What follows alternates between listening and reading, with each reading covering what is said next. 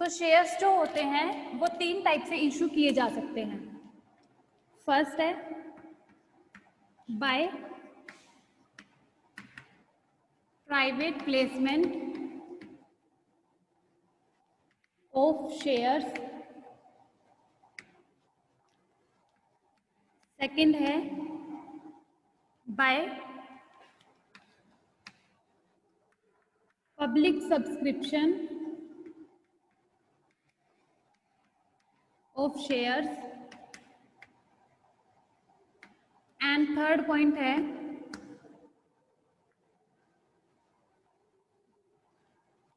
For consideration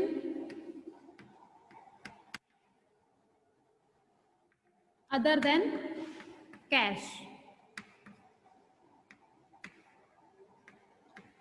ठीक है, तो हमारे पास 3 टाइप्स हो सकते हैं शेयर्स को इशू करने के लिए। फर्स्ट वन इज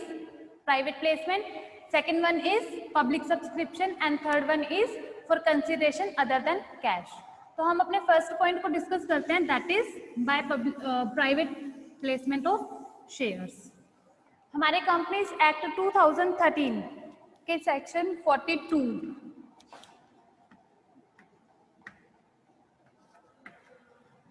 के अंडर इस बात को डिफाइन किया गया है कि जो कंपनी होती है वो प्राइवेट प्लेसमेंट के बेसिस पे भी शेयर्स को अलॉट कर सकती है। तो प्राइवेट प्लेसमेंट होता क्या है, कई बार जो कंपनी के प्रमोटर्स होते हैं वो इस कॉन्फिडेंस में रहते हैं कि उन्हें अपने शेयर्स के लिए पब्लिक से सब्सक्रिप्शन के लिए की डिमांड करने की कोई रिक्वायरमेंट नहीं है। वो क्या कर सकते हैं, अपने पर्सनल कॉन्टैक्ट्स के थ्रू भी मनी को रेज कर सकते हैं। तो जब भी किसी भी पब्लिक कंपनी को ऐसा फील होता है कि उनके प्रमोटर्स को ऐसा लगता है कि उन्हें मार्केट से मनी को रेज करने की या फिर आउटसाइडर से पब्लिक से पैसा रेज करने की जरूरत नहीं है, वो अपने पर्सनल कॉन्ट्रैक्ट के थ्रू भी पैसे को मार्केट से रेज कर सकते हैं। तो उस सिचुएशन में वो क्या करेंगे, प्राइवेट प्लेसमेंट ऑफ शेयर्स करेंगे। यहाँ ये जो हमारा बेस होता है, इस बेस पे शेयर्स को अलॉट करने के लिए जो शेयर्स होते हैं वो प्रमोटर्स के जो रिलेटिव्स होते हैं उनके पास, उनको भी हम शेयर्स दे सकते हैं, या फिर इनके जो फ्रेंड्स होते हैं उनको भी शेयर्स दिए जा सकते हैं। इसके अलावा कोई भी जो लाइक फाइनेंशियल इंस्टीट्यूशंस होते हैं, फाइनेंशियल इंस्टीट्यूशंस में जैसे LIC है, life insurance corporation of India, UTI है, unit trust of India, ICICI bank है। तो इस तरीके से कुछ हमारे पास इंस्टीट्यूशंस होते हैं जिसको हम क्या कर सकते हैं, ये प्राइवेट प्लेसमेंट वाले शेयर्स को इशू कर सकते हैं। इसके अलावा जैसे हमारे पास म्यूचुअल फंड होते हैं, कुछ शेयर ग्रुप कंपनीज होती है जिसको भी हम क्या कर सकते हैं, हमारे शेयर सब्सक्राइब करने के लिए बोल सकते हैं। तो ये क्या एक तरीके से सभी वो लोग हैं जो हमारे प्रमोटर्स के नोन में होते हैं, जो कंपनी में ज़्यादा पैसा इन्वेस्ट कर सकते हैं, और यहीं से हमारे जितने भी पैसे की रिक्वायरमेंट होती है वो सारी की सारी फुलफिल की जा सकती है। तो हम क्या करते हैं, आउटसाइडर्स मतलब पब्लिक के लिए प्रोस्पेक्टस इशू नहीं करते हैं इस सिचुएशन में। सिर्फ ये जो कुछ लोग होते हैं गिने चुने जिनसे हमें पैसे को रेज करना होता है, सिर्फ हम इन लोगों से पैसे की डिमांड करते हैं और वो हमारी डिमांड्स को फुलफिल करते हैं। ठीक है, तो यहाँ से हम क्या करेंगे, अपने पैसे की डिमांड को पूरी करेंगे। अब क्योंकि ये कुछ लिमिटेड से लोग हैं, तो इस सिचुएशन में हमें प्रोस्पेक्टस को इशू करना मैंडेटरी नहीं है। नो नीड टू इशू, यहाँ पे कोई रिक्वायरमेंट नहीं होती, no need to issue prospectus to public, क्योंकि हम पब्लिक से पैसा रेज कर ही नहीं रहे हैं। तो हम जब पब्लिक से पैसा रेज नहीं कर रहे तो हमें पब्लिक को प्रोस्पेक्टस देने की जरूरत भी नहीं है। हम क्या करते हैं, प्राइवेट प्लेसमेंट के पर्पज से एक ड्राफ्ट प्रोस्पेक्टस बनाते हैं। क्या बनाते हैं, ड्राफ्ट प्रोस्पेक्टस। ये जो ड्राफ्ट प्रोस्पेक्टस होता है इसको हम बोलते हैं statement in lieu of prospectus भी बोला जाता है। और ये जो statement in lieu of prospectus होता है, इसे हमें रजिस्ट्रार के पास फाइल करना पड़ता है before 3 days of issuing any security. Any security means कि आप अगर शेयर्स को इशू कर रहे हो या फिर आप डिबेंचर्स को इशू कर रहे हो, दोनों में से किसी भी चीज को आप इशू कर रहे हो, अगर आप statement in lieu of prospectus दे रहे हो तो आपको इशू करने से 3 दिन पहले ही वो पर्टिकुलर जो स्टेटमेंट होता है वो कंपनीज के रजिस्ट्रार के पास फाइल करवाना पड़ता है। फिर ये जो स्टेटमेंट इन लिeu ऑफ प्रोस्पेक्टस होता है, क्योंकि ये कंपनी का एक डॉक्यूमेंट हो गया जिसके बेस पे लोग इसमें कंपनी में इन्वेस्टमेंट करने के लिए तैयार होते हैं, तो कंपनी के जितने भी डायरेक्टर्स, मतलब कंपनी के जितने भी लोगों के नाम कंपनी के डायरेक्टर के रूप में हमारे आर्टिकल्स में मेंशन किए जाते हैं, उन सभी के साइन होने चाहिए। तो स्टेटमेंट इन लिeu ऑफ प्रोस्पेक्टस पे साइन होने चाहिए, means it should be signed by all the directors of the company whose names are mentioned under the article of association। ठीक है, तो यहाँ पे क्या होगा कि सारे के सारे लोग जो हमारे डायरेक्टर के रूप में हमारे डॉक्यूमेंट्स के अंदर मेंशन किए गए हैं, उन सभी के सिग्नेचर हमारे स्टेटमेंट ऑफ लिeu इन प्रोस्पेक्टस के ऊपर होना चाहिए। इसके अलावा अगर कभी भी प्राइवेट प्लेसमेंट के थ्रू शेयर्स को इशू किया जा रहा है, तो उस कंडीशन में जिन लोगों ने सब्सक्राइब किया हमारे शेयर्स के लिए, वो for a period not less than 3 years of allotment of security या allotment of shares, whatever be the security, हम यहाँ शेयर्स की फॉर्म में बात कर रहे हैं तो हम शेयर्स लिख रहे हैं, अलॉटमेंट ऑफ शेयर्स। तो ये कहते हैं कि जिन पर्सन्स को प्राइवेट प्लेसमेंट के थ्रू शेयर्स दिए जा रहे हैं, वो अलॉटमेंट के 3 साल कंप्लीट होने से पहले इन शेयर्स को सेल नहीं कर सकते हैं। मतलब अगर आप प्राइवेट प्लेसमेंट के अंदर शेयर्स को खरीद रहे हो किसी भी कंपनी से, तो उस कंडीशन में अलॉटमेंट होने के 3 साल कंप्लीट होने तक वो शेयर्स आपको अपने पास ही रखने होंगे, आप उसको सेल नहीं कर सकते हो। तो ये जो 3 years का टाइम होता है जिसमें आपको शेयर अपने पास रखने होंगे, आप इसको सेल नहीं कर सकते हो। तो एक तरीके से क्या हो गया, लॉक हो गया कि आप 3 साल तक खुद यूज करो, आप ये दूसरों को नहीं दे सकते। तो इसको हम क्या बोलते हैं, लॉक इन पीरियड। क्योंकि यहाँ पे क्या हो गई है, इस पर्टिकुलर टाइम के लिए आप पे बैन लगा दिया गया है कि आप ये शेयर खुद रखोगे, आप ये शेयर्स किसी को भी सेल आउट नहीं करोगे। तो इसको हम बोल देते हैं लॉक इन पीरियड। तो ये था हमारा प्राइवेट प्लेसमेंट।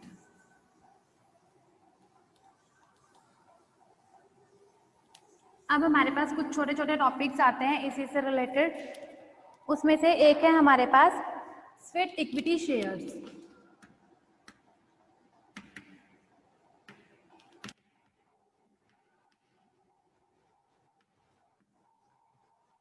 कुछ कंपनीज जो होती है, क्योंकि कंपनीज पे कुछ चीज़ें डिपेंड करती है कि वो जैसा चाहे वैसा डिसीजन ले सकती है, तो कभी कभी कंपनीज जो होती हैं वो क्या करती है, अपने एम्प्लॉइज या अपने डायरेक्टर्स को, एम्प्लॉइज एंड या और directors,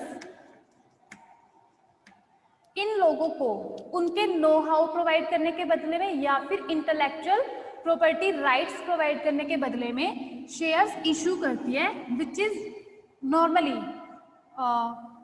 the price of which though shares are normally less than the market value of the shares. तो ये जो एम्प्लॉइज या डायरेक्टर्स को शेयर्स प्रोवाइड किए जाते हैं, वो उनकी नो हाउ और फॉर प्रोवाइडिंग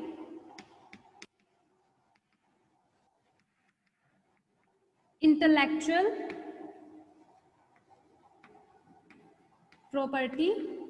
राइट्स। तो जब इन चीजों के बदलों में, इसमें इसका मतलब क्या होता है, नो हाउ मतलब एक तरीके से जो हमारी बौद्धिक संपदा होती है कि आपने माइंड है, आप उस माइंड को यूज करते हो कंपनी की वर्किंग्स के लिए, तो कंपनी बदले में आपको कुछ बेनिफिट्स प्रोवाइड करती है, और जो हमारे स्वीट इक्विटी शेयर्स होते हैं वो भी उन बेनिफिट्स में से एक बेनिफिट है। तो ये क्या होता है कि वो अपने एम्प्लॉइज और डायरेक्टर्स को उनकी नो हाउ या फिर इंटेलेक्चुअल प्रॉपर्टी राइट्स प्रोवाइड करने के बदले में स्वीट इक्विटी शेयर्स इशू कर देती है। अब जो हमारा कंपनीज एक्ट 2013 है, उसके section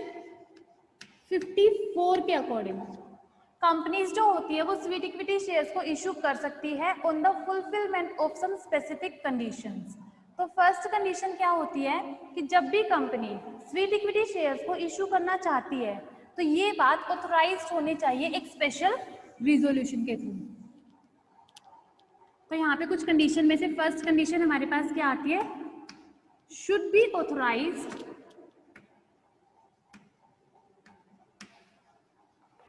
by a special resolution passed in general meeting of company। मतलब कंपनी स्वीट इक्विटी शेयर्स को कब इशू कर सकती है? जब कंपनी ने अपनी जनरल मीटिंग में एक स्पेशल रिजोल्यूशन पास किया है इस बात को लेके कि वो स्वीट इक्विटी शेयर्स को इशू करने वाली है, और उसे उस स्पेशल रिजोल्यूशन के थ्रू जब ऑथराइजेशन मिल जाता है तो वो क्या करती है, स्वीट इक्विटी शेयर्स को इशू कर देती है। नेक्स्ट हमारे पास पॉइंट आता है कि ये जो हमारे शेयर्स दिए जाते हैं इसके लिए रिजोल्यूशन में कुछ बातें स्पेसिफाई की जाती है, लाइक करंट मार्केट प्राइस क्या है शेयर्स का, ठीक है, कितने नंबर ऑफ शेयर्स है जो कि हम स्वीट इक्विटी शेयर की फॉर्म में हमारे एम्प्लॉइज या डायरेक्टर्स को देने वाले हैं,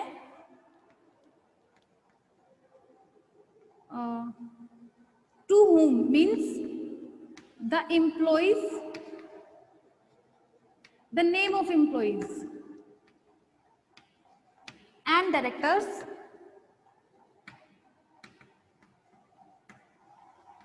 to whom this class of which class of shares are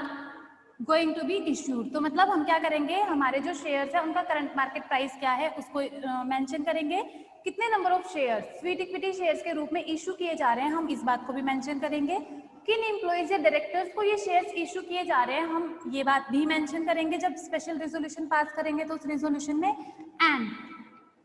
the consideration if any,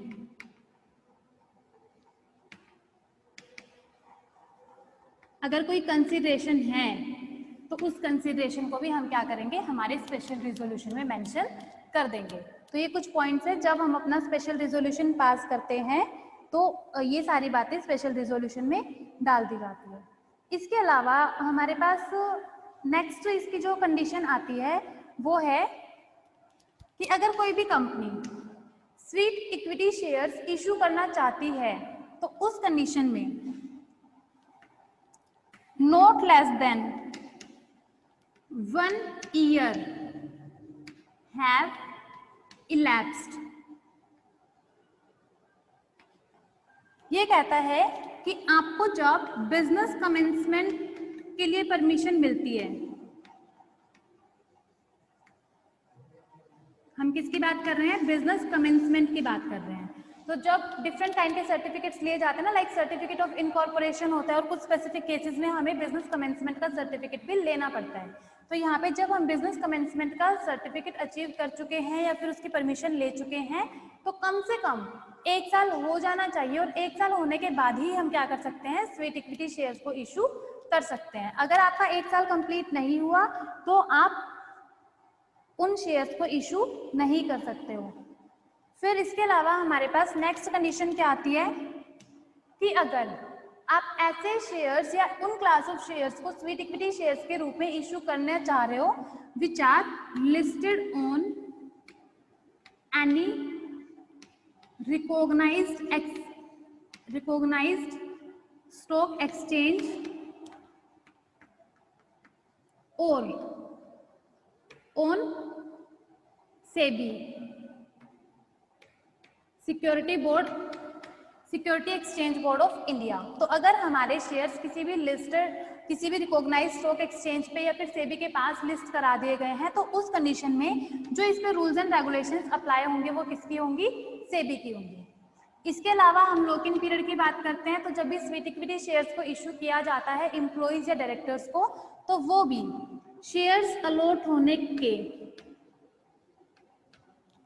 at least 3 years खत्म हो जाएंगे उसके बाद उन शेयर्स को सेल आउट कर सकते हैं। अदरवाइज अगर उनके 3 इयर्स कंप्लीट नहीं हुए हैं अलॉटमेंट के तो वो इन शेयर्स को रीसेल नहीं कर सकते हैं। 3 इयर्स उन्हें उसे अपने पास रखना पड़ेगा, जिसको हम क्या बोलते हैं, लॉक इन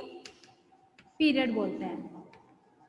ठीक है, तो ये क्या थी, एक तरीके से हमारी कुछ कंडीशंस थी स्वीट इक्विटी शेयर्स से रिलेटेड। और नॉर्मली मैंने ये बात बताई दी थी कि जो स्वीट इक्विटी शेयर्स होते हैं वो अपने नॉमिनल वैल्यू से कम वैल्यू पे, मींस लोअर वैल्यू पे इशू किए जाते हैं डायरेक्टर्स या एम्प्लॉइज को। तो ये था concept of sweet equity shares.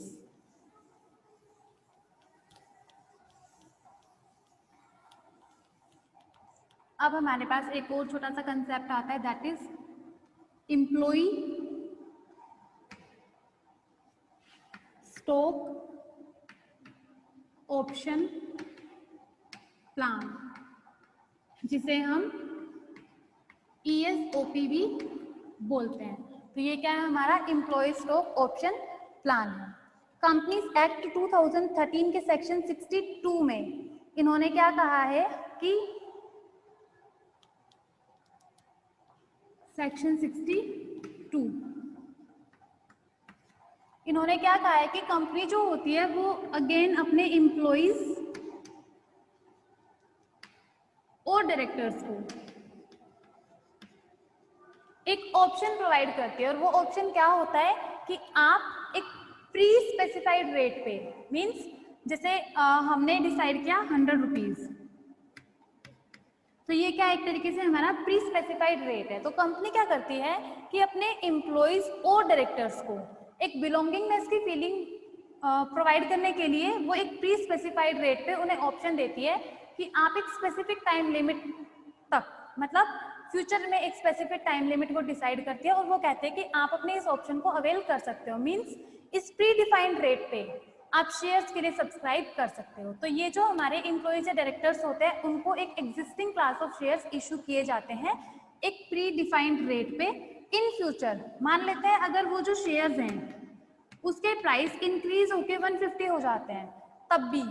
हमारे जो एम्प्लॉइज और डायरेक्टर्स होते हैं वो एलिजिबल होते हैं इस 100 रुपीज की वर्थ को देने के लिए, क्योंकि उन्हें एक ऑप्शन दिया गया है कि अगर आप चाहें तो 100 रुपीज में एक शेयर के लिए सब्सक्रिप्शन कर सकते हैं, और आप कितने शेयर्स के लिए सब्सक्रिप्शन करना चाहें ये आपकी मर्जी होती है। तो यहाँ पे उनका रेट क्या रहेगा, 100 रहेगा, भले ही फ्यूचर में उसका प्राइस 150 200 कितना भी क्यों ना हो जाए, बट उनका जो प्री डिफाइंड रेट है वो सेम रहेगा। इन केस अगर हमारे प्राइसेस लो हो जाते हैं, 100 की बजाय वो 90 रुपीज पे आ गया, तो भी एम्प्लॉइज या डायरेक्टर्स के पास ऑप्शन है, वो चाहे कि 90 रुपीज हो रहा है, हमें 100 में वो शेयर्स मिल रहे हैं, तो वो उसके लिए सब्सक्राइब ना भी करें। तो ये क्या होता है, उनको एक ऑप्शन दिया जाता है कि आप प्री डिफाइंड रेट से इन शेयर्स को परचेज कर सकते हो। तो यहाँ पे जो प्राइस रखा जाता है स्पेशली जब हम प्री डिसाइड करते हैं अपने प्राइस को, तो ये हमारे मार्केट प्राइस से कम के लिए होता है। और यहाँ पे इनका जो लॉक इन पीरियड होता है वो कितना होता है, 1 year from the date of allotment. मतलब जिन एम्प्लॉइज या डायरेक्टर्स ने या होल टाइम डायरेक्टर्स ने एम्प्लॉय स्टॉक ऑप्शन प्लान को अवेल किया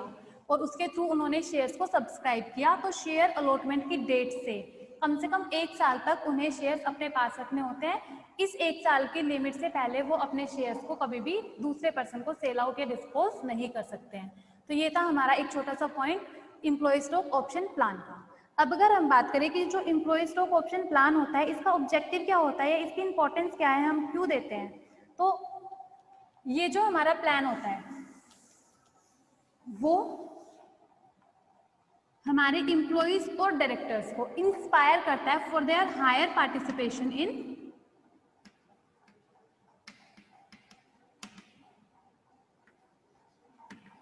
कंपनी।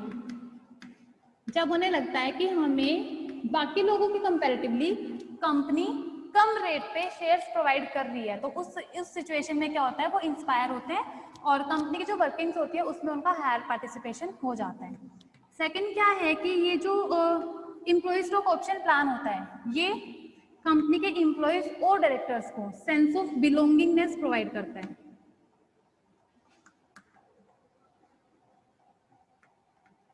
ठीक है, तो इससे क्या होता है, जब उन्हें लगता है कि कंपनी भी हमारी तरफ थोड़ा देख रही है कि ये हमारी कंपनी के एम्प्लॉइज है और वो हमें कुछ बेनिफिट्स प्रोवाइड कर रही है, तो इससे क्या होता है, उनमें एक सेंस ऑफ बिलोंगिंगनेस आती है जिससे उनकी इफेक्टिवनेस बढ़ती है। और तीसरा पॉइंट क्या हो सकता है कि जब आप इस तरीके के ऑप्शंस अपने एम्प्लॉइज को प्रोवाइड करते हो तो वो कंपनी के टुवर्ड्स अट्रैक्ट होते हैं। मतलब जो एग्जिस्टिंग काम कर रहे हैं वो तो है ही, इसके अलावा जो नए कुछ लोग होते हैं वो भी अट्रैक्ट होते हैं कि अगर हम इस कंपनी के शेयर्स को परचेज करते हैं या एज अ डायरेक्टर अगर हम इस कंपनी में काम करते हैं तो हमें भी सेंस ऑफ बिलोंगिंगनेस फील होगी, क्योंकि ये लोग अपनी कंपनी के एम्प्लॉइज के बारे में सोचते हैं।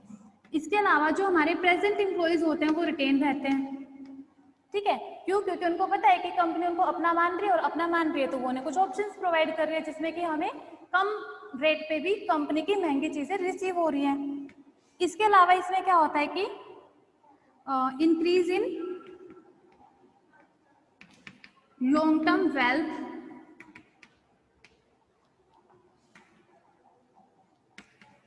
ऑफ मेंबर्स की जो लॉन्ग टर्म वेल्थ होती है वो इंक्रीज होती है, क्योंकि मान लो एक पर्सन के पास पहले 100 शेयर्स थे, फिर उसको सस्ते में शेयर्स मिल रहे हैं, उसने 100 और परचेज कर लिए, तो क्या है कि फ्यूचर में जब शेयर्स के रेट इंक्रीज होंगे तो उनकी जो लॉन्ग टर्म वेल्थ है कंपनी में वो भी इंक्रीज हो जाएगी, उनको मिलने वाला डिविडेंड भी इंक्रीज होगा। इसके अलावा क्या हो सकता है, जैसे अट्रैक्ट करती है, रिटेन करती है, सेंस उसको वेल्थ को इंक्रीज करती है, इसी तरीके से इनकी जो एफिशिएंसी होती है मेंबर्स की और डायरेक्टर्स की, उसमें भी इम्प्रूवमेंट आता है। तो ये कुछ हमारे स्पेसिफिक ऑब्जेक्टिव्स थे जिसकी वजह से कंपनी अपने एम्प्लॉयज को employee stock option plan offer करती है, जिसको अवेल करके वो डिफरेंट काइंड के बेनिफिट्स ले सकते हैं, जो कि मेंबर्स के लिए भी हैं और कुछ बेनिफिट्स इसके इनडायरेक्टली कंपनी को भी मिल जाते हैं। तो ये था हमारा आज का टॉपिक।